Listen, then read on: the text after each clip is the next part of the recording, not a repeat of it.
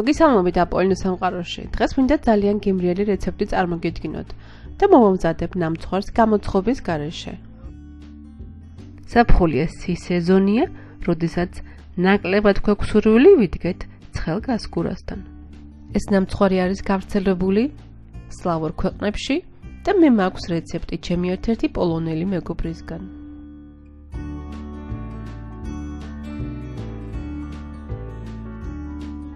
დავიწყოთ მომზადება და პირველ რიგში უნდა მოვხარშო პუდინგი, რისთვისაც მჭირდება დაახლოებით 750 მl ძე, 40 გრამი სიმინდის სახამებელი და 40 გრამი პურის ფქვილი, 150 გრამი შაქარი და ვანილის ექსტრაქტი.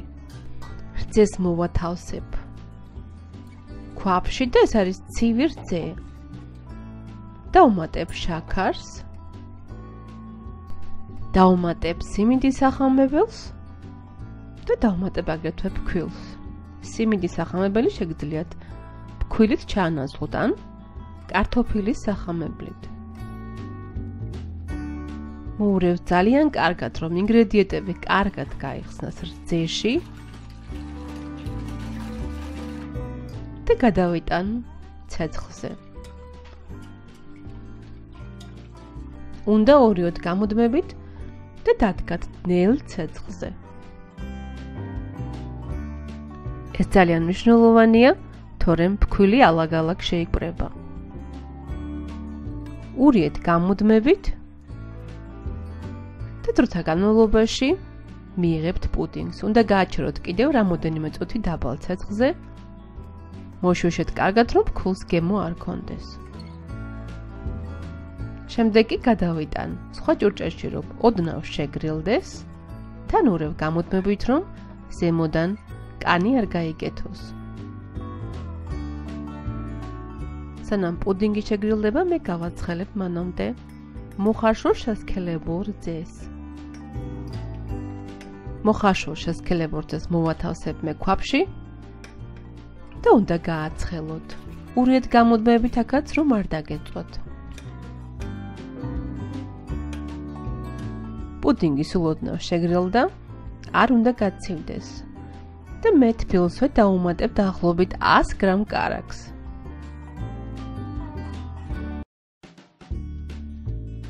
მოურევ კარგად, რომ კარაქი გაიხსნას, ამისათვის არ უნდა იყოს პუდინგი ცივი. პუდინგი იგივე, რასაც საქართველოში მოხარშულ ფაფას ეძახიან.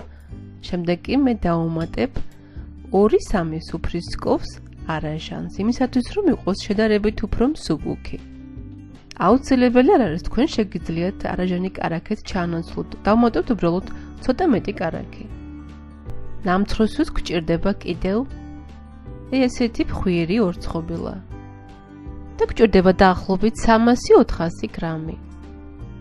ფორმა, რომელშიც მოვამზადებ ნამცხვარს, ჩაუფინე პერგამენტის ქაღალდი, იმისათვის რომ შემდეგ მარტივი იყოს ფორმიდან ნამცხვრის ამოღება, რაშიც მე ჩავალაგებ ფხვიერ ორცხობილას და დავალაგებ ერთმანეთის გვერდზე. მე გამოვიყენე ამისათვის საშუალო ფორმა, სადაც გაყოლებაზე დაახლოებით 4 ფხვიერი ორცხობილა თავსდება. რჩება კიდევ სულ პატარა ადგილი. ორცხობილას ზემოდან მოვასხავ 1 კილა მოხარშულ შესქელებულ რძეს, რომელიც არის ცხელი.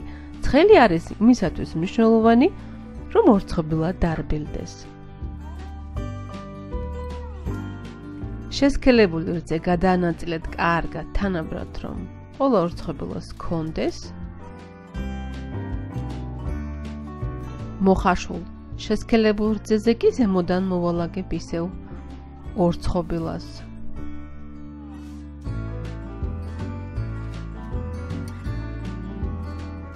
ზუსტად ისეთი თანმიმდევრობით, როგორც მოვამზადეთ დაბლა ფენა.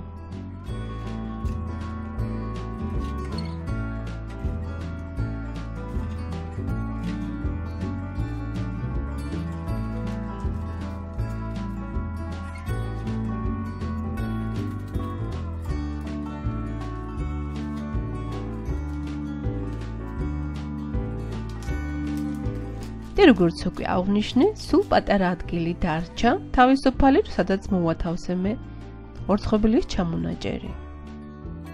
ფხვიერ ორცხობილას ზემოდან წაусმევ გამზადებულ თბილ კრემს და გადავანაწილებ თანაბრად.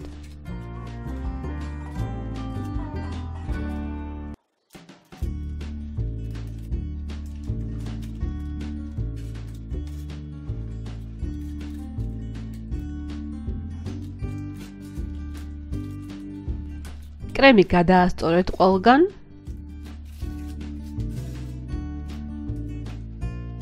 ბრტყელი საგნის დახმარებით. და თბილ კრემზე ზემოდან მოვალაგოთ ისევ ორცხობილა და მოვალაგოთ ისევ ჩვეული თანმიმდევრობით.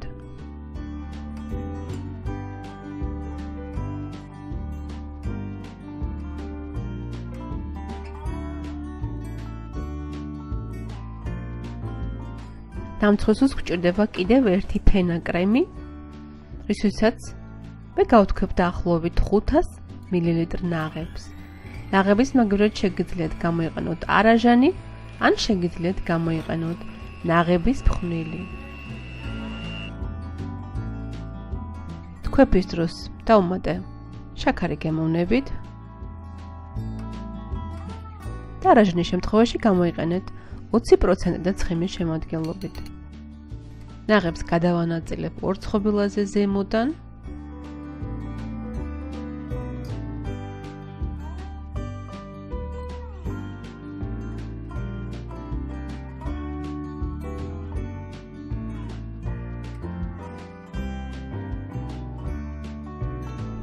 იმისათვის რომ სწორად გადავანაწილო, გამოვიყენებ ბრტყელ საგანს. და ნამცხვარი უნდა მოვათავსოთ მოცივარში დაახლოებით 3-4 საათი, მაგრამ უმჯობესია თუ მოათავსებთ მთელი ღამე.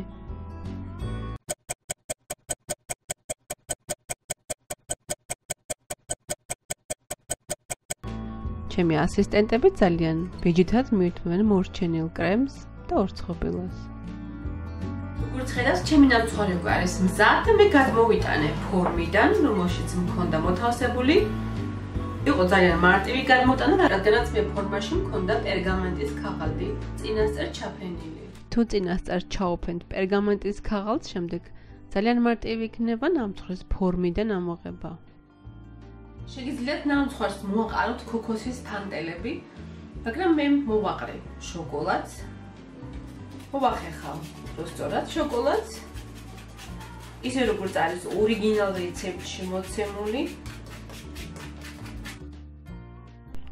თქვენ უკვე შეამჩნევთ, რომ ნამცხვარს ჩამოვაჭერი გვერდები.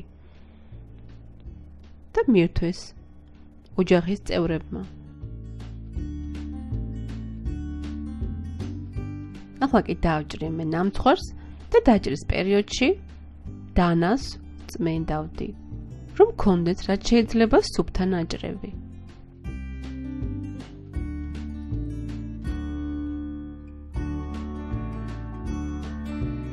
მე როგორც ყოველთვის ჭრი დიდ ნაჭრებად, თქვენ კი შეგიძლიათ დაჭრათ უფრო შედარებით პატარა ნაჭრებად და გამოვათ დაახლოებით 16-დან 20 ნაჭრამდე.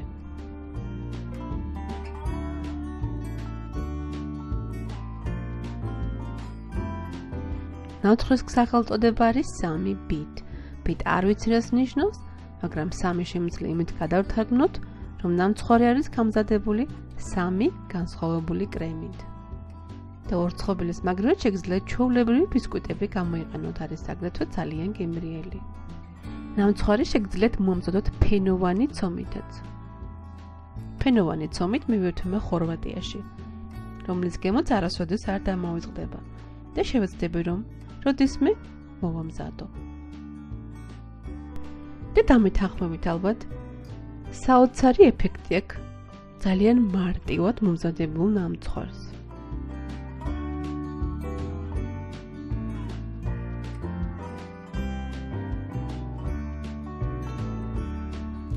ახლა კი ავიღოთ ერთი ნაჭერი და როგორც უკვე ხედავთ, საკმაოდ ადვილია ფორმიდან აღება.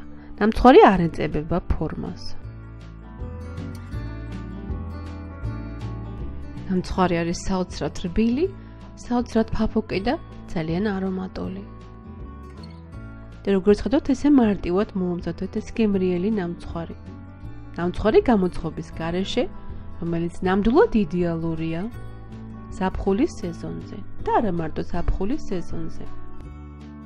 ნამცხვარი არის ჩვენი ოჯახის ერთ-ერთი ფავორიტი. მოსინჯეთ, გააკეთეთ. მე კიდევ მადლობას გიხდით იმისათვის, რომ ჩემთან ერთად იყავით. რეცეპტს აგიტოვებთ როგორც ყოველთვის დავლა ინფობოქსში.